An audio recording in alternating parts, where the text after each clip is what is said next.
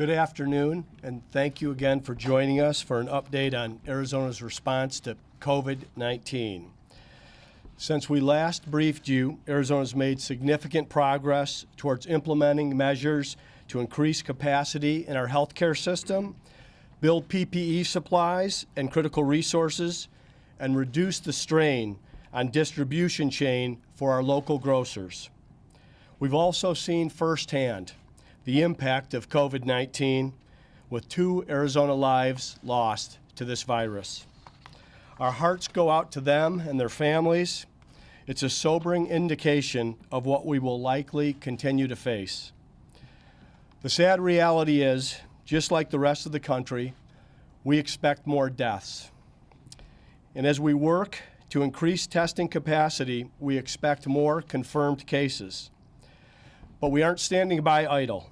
We're working around the clock 24/7. Health professionals, education leaders, workforce policy experts, the public sector, the private sector, the National Guard, operations, and logistical strategists, doing all we can to minimize the spread and maximize our fight against this deadly virus. We're making progress, and we want to share the latest with you today. Now, our actions to date have been on March 11th, I declared a public health emergency.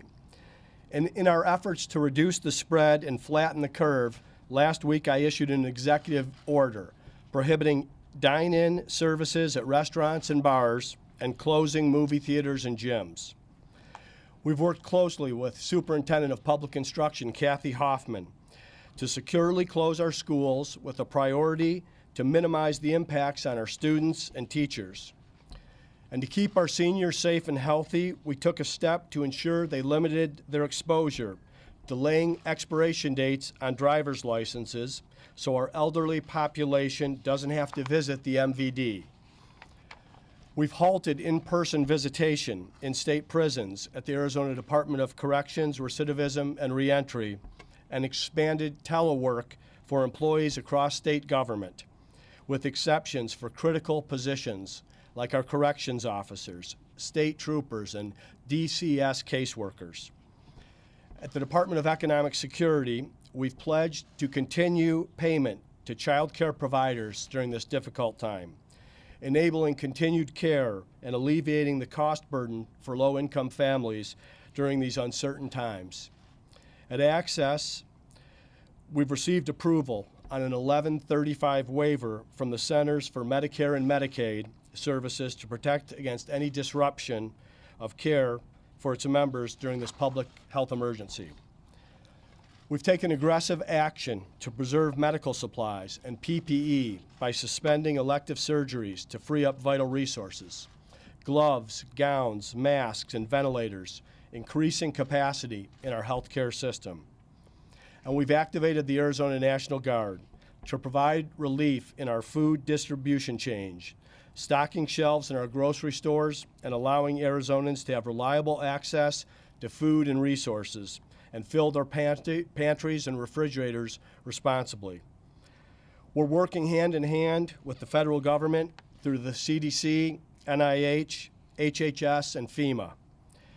This morning I joined a video teleconference with Vice President Pence, administration officials, leaders in the federal government, and subject matter experts, and the state's governors, where they indicated additional guidance will be provided by the CDC later today. This weekend I was on site for the delivery of our state's share of the strategic national supplies we had ordered, and they were delivered this weekend. Arizona was the first in our FEMA region to receive this much-needed inventory. I'm grateful to everyone on site for their assistance in breaking down the resources for distribution across all 15 of our counties and to those who need it most with priority. It was an overwhelming amount of resources, but still, it's not enough. As we've seen, commercial partners are looking to build capacity for testing, with Banner Health standing up 4 drive-through testing sites today and more to come. To guarantee our public health experts get the data they need to accurately model the spread and plan ahead, today I'm issuing an executive order for enhanced surveillance, requiring commercial labs to provide laboratory specimens for in-depth analysis and sequencing. It will also require commercial labs to provide denominator data on their testing, something that to this point has been provided voluntarily by our commercial lab partners. For more on COVID-19 cases in Arizona, updates on testing, resources, and healthcare capacity, I'm going to hand it over to Dr. Kara Christ. Doctor? Thank you, Governor. Across the country and the world, we've seen the devastating impacts this virus has on our communities. And in Arizona, we're faced with the all too real reminder that COVID-19 is a highly contagious, serious, and in some cases, fatal disease. Here are the latest figures related to COVID-19 in Arizona. Today, we have 234 cases in 11 counties throughout the state. There are 139 cases in Maricopa County, 25 in Navajo, 24 in Pima, 17 in Pinal, 17 in Coconino, 3 in Yavapai, 4 in Apache, 2 in Graham, 1 in Yuma, 1 in Cochise, and 1 in Santa Cruz. Tragically, we've seen 2 lives lost to COVID-19, and our deepest sympathy is with the families and friends of these Arizonans. Over the last few weeks, we've continued to see the numbers climb, and we expect greater increases moving forward. Arizona has community spread of COVID-19, and as testing capacity increases, we know we will find more cases. We've taken aggressive action to follow CDC guidance to combat the spread, including the governor's executive order to prohibit dine-in service and close all bars, movie theaters, and gyms in areas of community spread. While testing capacity has increased, we continue to face the national shortage of testing supplies and reagents. At this time, there simply aren't enough tests for everyone who wants one, so we continue to prioritize our high-risk populations. To be clear, testing will not change your treatment.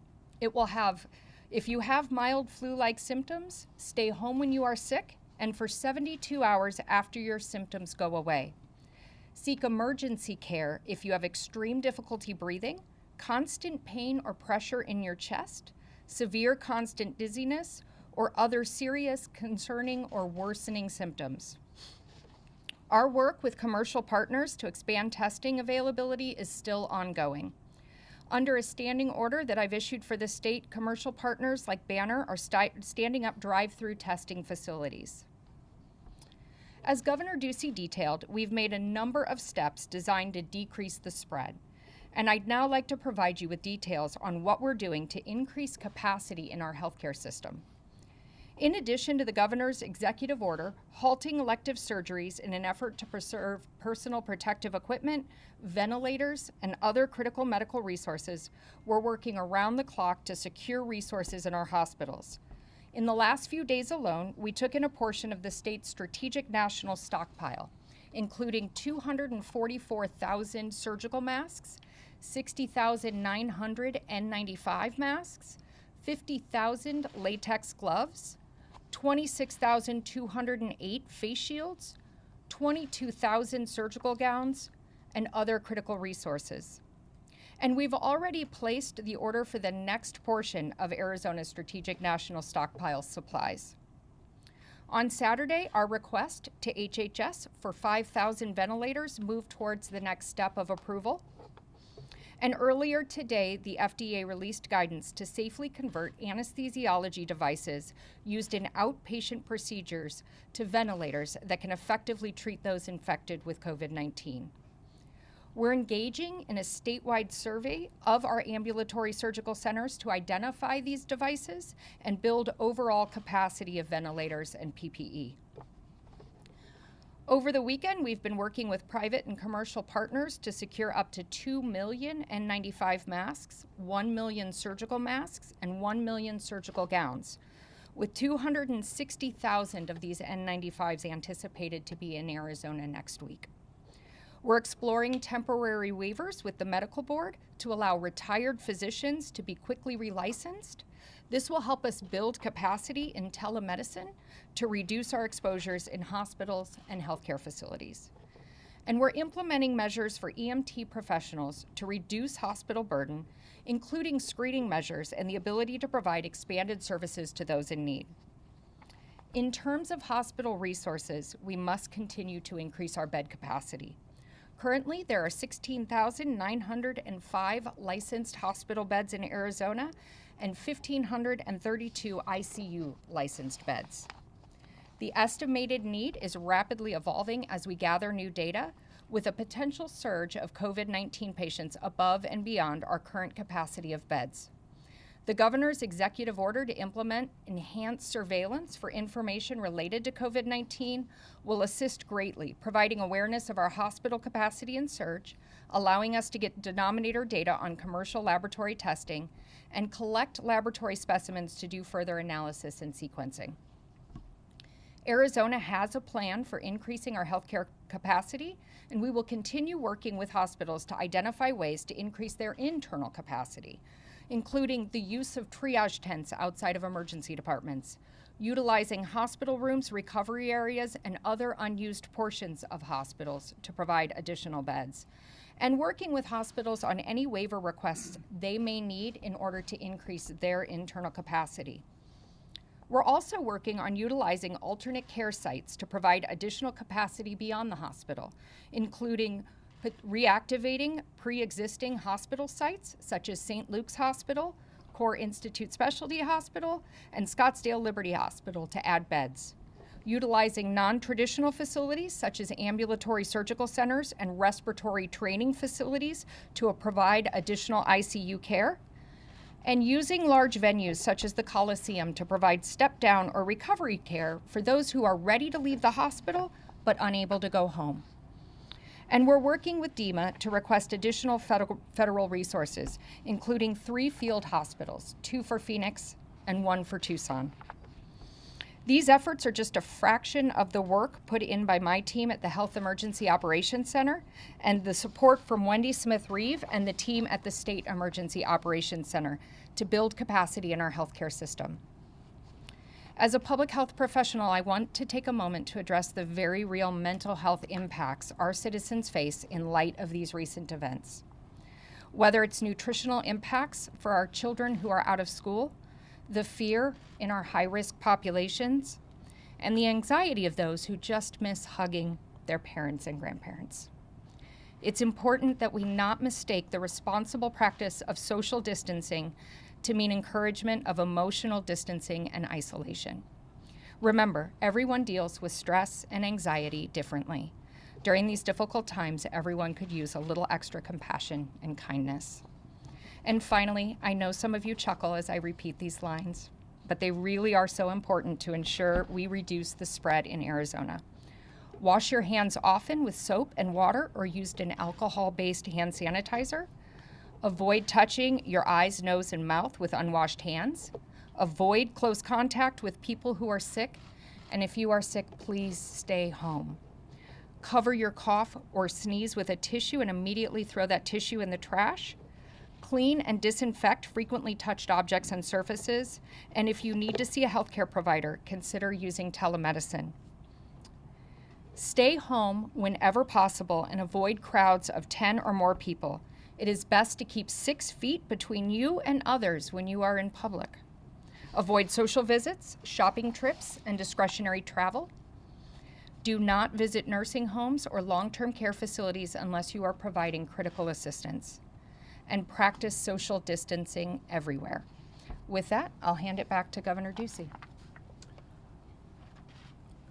Thank you, Dr. Christ, for the work you and your team have done to preserve public health and prepare for what's to come. I also want to say a big thank you and shout out to Wendy Smith-Reeve with the Division of Emergency Management and General Mick McGuire with the Arizona National Guard. I'm grateful for their commitment and leadership and the work of your dedicated teams working together to combat COVID-19.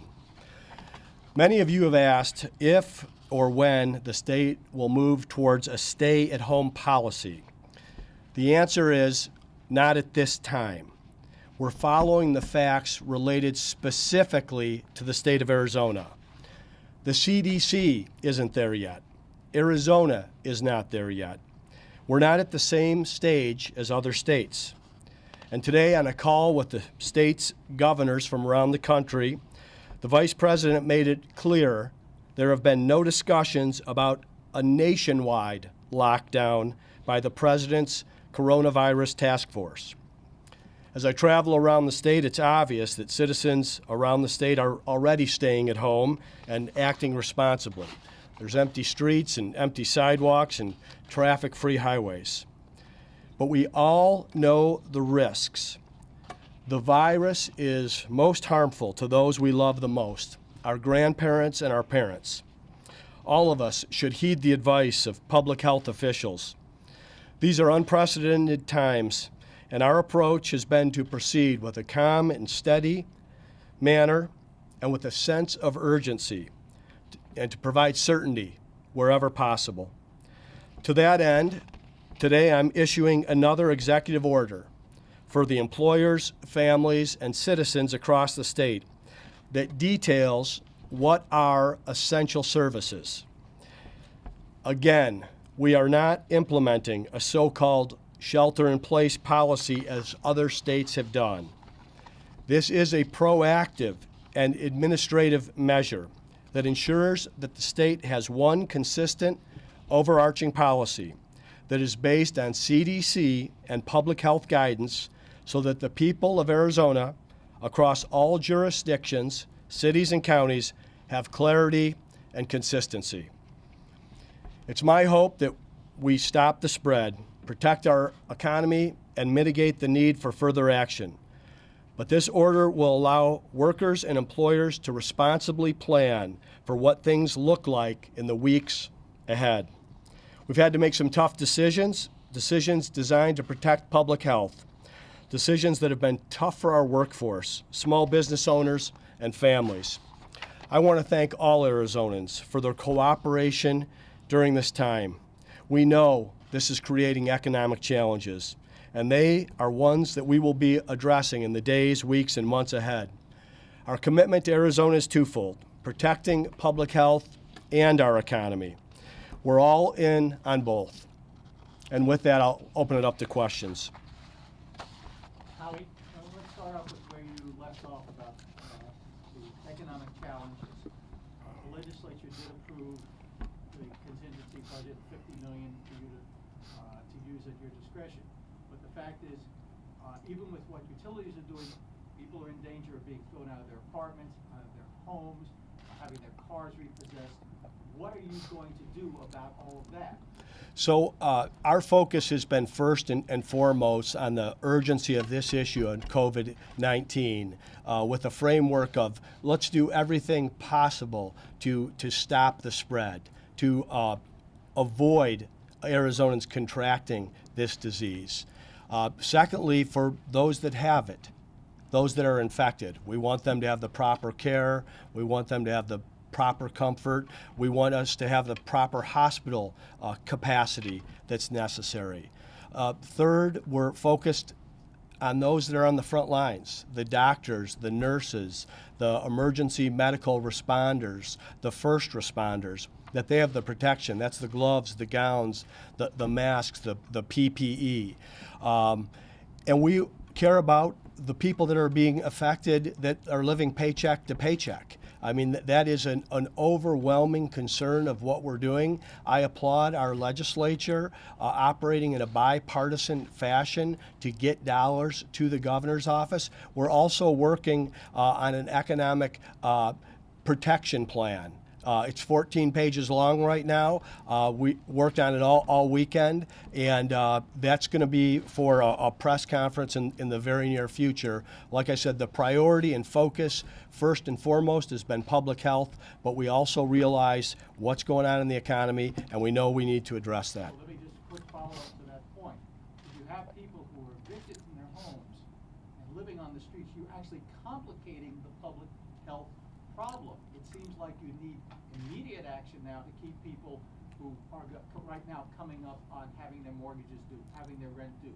What are we doing right now? We're going to have more to follow on what we're doing. The $50 million that the legislature put forward is going to allow us to work with the most vulnerable. It's our intention, and we will be stretching and strengthening the safety net of the state. And I'm hopeful that the United States Congress can pass the legislation that's on their desk. I think it's disgraceful what's happening in Washington, D.C., and I don't know how any United States senator could justify voting against that package. I'm proud of what's happening here. I'll applaud the bipartisan leadership that we've had, Charlene Fernandez, David Bradley, Rusty Bowers, and Karen Fann. You've seen what Kathy Hoffman has done regarding schools and what Katie Hobbs has done, so we could allow democracy to function. That's how we'll continue to operate in Arizona. Stephanie? What about the PPE? You've got doctors and nurses posting on social media that they can't wear masks at work, and now Coconino County says it may have to shut its testing down because of a lack of PPE. When are we going to get up to the level where there's enough?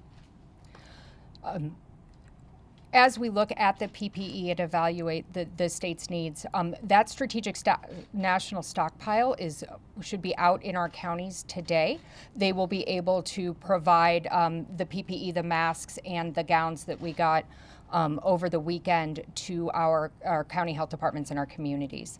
That still won't be enough. That's why we were looking and working with those private-public partnerships and our community partners to identify rapid ways that we could get additional masks. And so that is one of those things that to get 260,000 masks here next week, that was quite an accomplishment. And so we're very excited about that. But we will continue to look for additional PPE and to request. The private sector steps in and works with you to get up to the level they need to be at. Yes, so the private sector should also be looking for avenues and how to supply the PPE within their facilities, and we will support by trying to identify that from a state and federal level as well.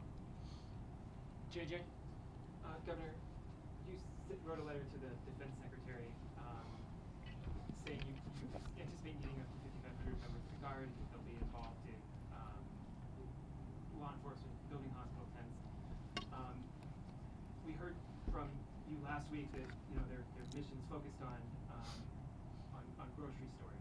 What is the mission of the Guard? Well, the mission of the National Guard is to help the state in its times of greatest need, depending on what the governor determines or directs. Last week, and I think still this week, it was in replenishing our grocery stores. We have a supply chain that's working. It typically takes 2 stores to restock a grocery store. At this time last week, it was 12 trucks to replenish a grocery store. We wanted to surge the Guard to be the last mile to get those shelves replenished. They're not going to be grocery store workers. They were going to close the gap in terms of what was missing in that last piece of it. Now the grocery stores are hiring. We're going to employ the Guard as needed.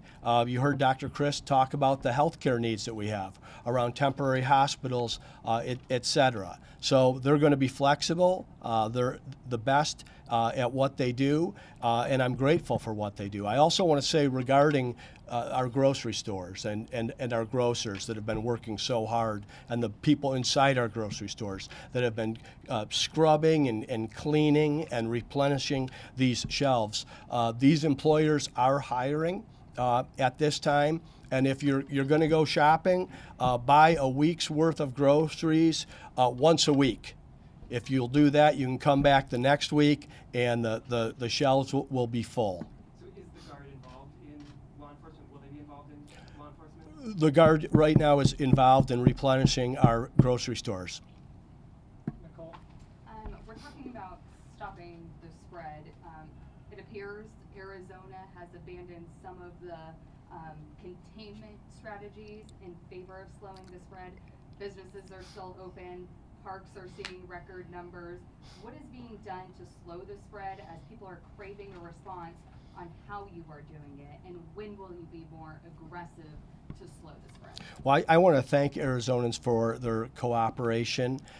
We have, through executive order, of course, shut down all dine-in business that's been going on, encourage takeout. We've put the executive orders as necessary with the guidance of CDC and the Arizona Department of Health Services. That's what's going to continue to guide our direction. This is, like I said last week, this is something we should think of as a marathon, not a sprint. We see what's happening in other places. We're focused on the state of Arizona, what our number of cases are, what our level of spread and risk is, and we're putting the appropriate restrictions at that time, and we will continue to escalate as necessary. You still have some businesses like Intel and Chandler with 400 people getting together to eat at a lunch table. You have parks, though. We've issued guidance. We want people to social distance. I think a better way to think of that is to physically distance. I was with Dr. Bobby Robbins of the U of A last week, and he said, you want to be at least an arm length away. That's not quite 6 feet, but you increase your level of safety. So we want people to do that. What I've seen is a lot of people being responsible. See people taking this more seriously and understanding the issue, and we're going to continue to do that. And like I said, use the executive orders and the powers of the governor's office appropriately. Dennis, we're ready. Let's go to Dennis and we can come back. I just want to circle back to the budget, the agreement that was just passed over at the House. Obviously, it's $50 million at your discretion. There's some changes in the requirements for to receive unemployment insurance and whatnot. However, the payment is still capped at $240 a week. What are your plans with that? Do you plan to increase that margin, which has been there since like the early 2000s? So what our thinking is going to be on the economic package that we put forward is we want to focus on the most vulnerable and those that have been displaced because of this virus and the shutdowns that have happened around this virus. So the focus is going to be on individuals. It's going to be on small and medium businesses. We're going to be we expect large businesses to be part of the solution. And in a time like this, when you have this cliff and immediate recession that we are facing, it's the ongoing payments that are most burdensome for people. And that's what we want to address. And when I have more specifics on how we're going to do that and the totality of the package, you will know. Like I said, the first focus has been public health to date, and that's been something that have been all hands on deck. People are getting very worried on the economic anxiety right now, and they're looking for you And we're working at the state level, and we'll be working in partnership at the federal level. We're certainly working with the administration, with the Secretary of the Treasury, and now if the U.S. Senate could do the right thing and get this passed, we would have some clarity as to what the federal and state combination would be. Graham, we had the sad story of a City of Phoenix employee who died, our first death. We're now learning he tried to get help at urgent care, tried to get a test at urgent care, and couldn't get it. That's according to his family. He died just a few days later. How are we in a situation where a man who would die just a few days after being rejected for a test at urgent care? Well, I'm going to let Dr. Christ. I'd like to hear your thoughts about that. Well, listen, I think that any of these deaths around this infectious disease are tragic. I want to see everyone have the ability to get a test. Certainly those that are symptomatic and sick and have the conditions of the gentleman that passed because he did have underlying health conditions, that he should have access to that. Dr. Christ has addressed what we're doing around these tests, how we've expanded our testing capability, how we have 4 areas and locations right now for drive-through testing, and we're grateful to Banner for doing that.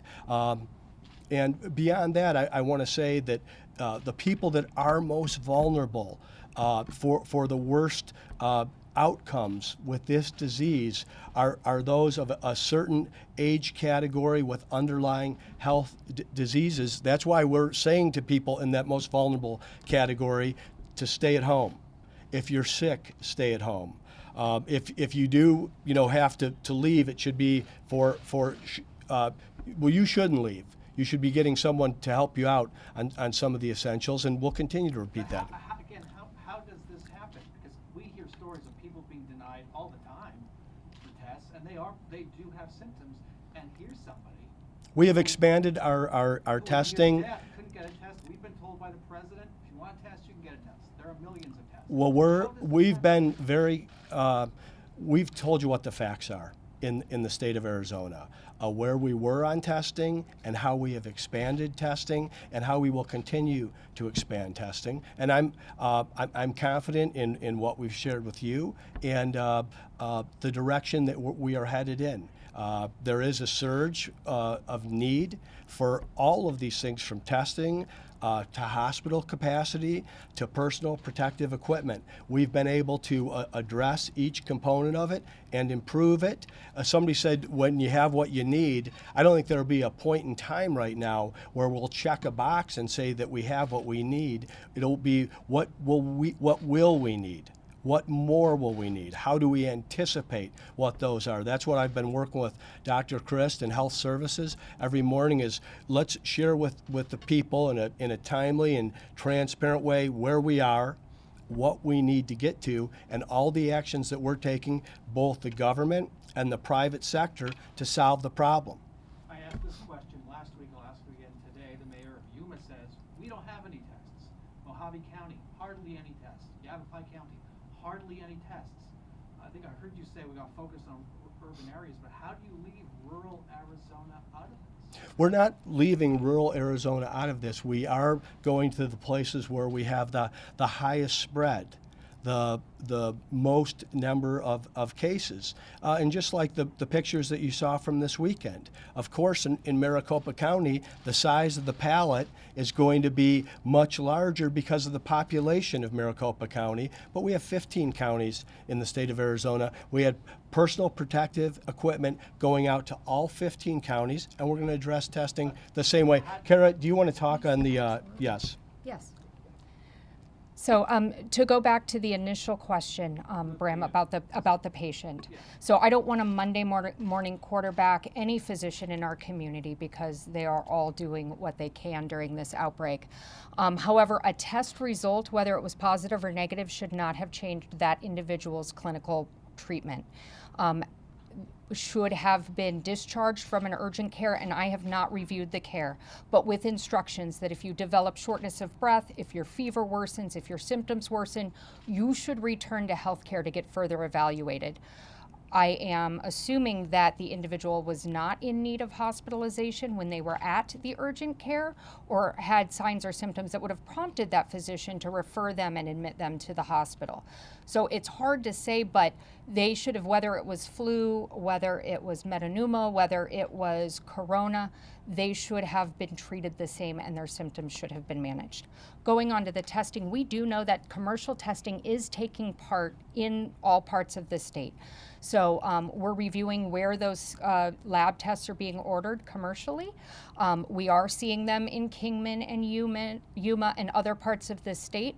If a public health department is contacted by a physician who they believe that they have really a high-risk patient, we will get them the supplies that they need to test that patient. We send it from the state lab to their health department. We're going to Telemundo and then Fox 10, then we'll come back. Dr. Chris, Yes. of those who tested positive, is there a number of the ones that have recovered? And is there enough test kits to test everybody? So there are not enough test kits right now to test everybody who would like to be tested. We're prioritizing those high-risk patients and then patients with symptoms. And out of those patients with symptoms, prioritizing those hospitalized patients. I don't have the figures because so many of the labs now are coming in through the commercial labs. I don't have their current status or follow-up. Governor, what I hear most from people is an anxiety about why haven't we issued a shelter-in-place order. You say that Arizona's not there yet, without tests, how does Arizona, we don't know where we are. How can we make such a huge decision with such a huge lack of information? Linda, thank you. And what I want to do is everything I can to alleviate people's fear and concerns. I know that the anxiety is out there and it's very real. There is testing going on. We need additional testing going on. And I am following the guidance of the Centers for Disease Control and Prevention. We have been hand in glove and in lockstep since March 11th, and will continue to be that way. I think you want someone who is surrounding themselves with subject matter experts and listening. And that's what I'm going to continue to do to make the right decisions for the state of Arizona, which is in a different situation than other states. Peter, and then Nicole here. What businesses are essential or non-essential in this point, and how will you be outlining them in your executive order coming up? You'll see in the executive order. The executive order will be going out. We looked, of course, at CDC recommendations, public health, and we are watching what's happening around the country. Some other states are in a much different position well before Arizona is in that position. So we're trying to apply best practices and any learning so that we can lower the spread, lessen the consequences, and we've done the same thing with this executive order. But not yet, but no timeline as to when this list of businesses will be released? Yes, it's going to be this afternoon. Thank you. And it's not a list of businesses. Oh, yeah, thanks. So let me make sure, just following up really quickly on that. This is a list that should you decide to issue in order to remain in place, this is the contingent. This is a proactive and administrative step. Let's go to Nicole, Is then that- Rep. that's what Secretary I- said it is? It's what I said it was. It's proactive and administrative. It's to provide clarity. It's so that people in these situations can plan ahead. Like I said, we're going to hope for the best, but we're going to prepare for potential escalation of this, and that's what this is. Let's go to For Dr. Nicole, then Chris. we'll wrap up with JJ. Dr. Christ, we know that tests right now, there's about a 3 to 5 day delay because of the lapse in time for you guys to get to your office. A man died on Tuesday, his results were 3 days later on Friday when it was confirmed. People literally are dying now. Why are we not working to slow the spread, more aggressive? If people are dying, is it going to take more deaths? And what will change the aggressive approach to slowing and stopping the spread? So with the executive orders that were placed last week with closing dine-in options, bars, movie theaters, and gyms, that will slow the spread. We will see decreased spread. We encourage everyone to stay at home to assist with that, decreasing that spread.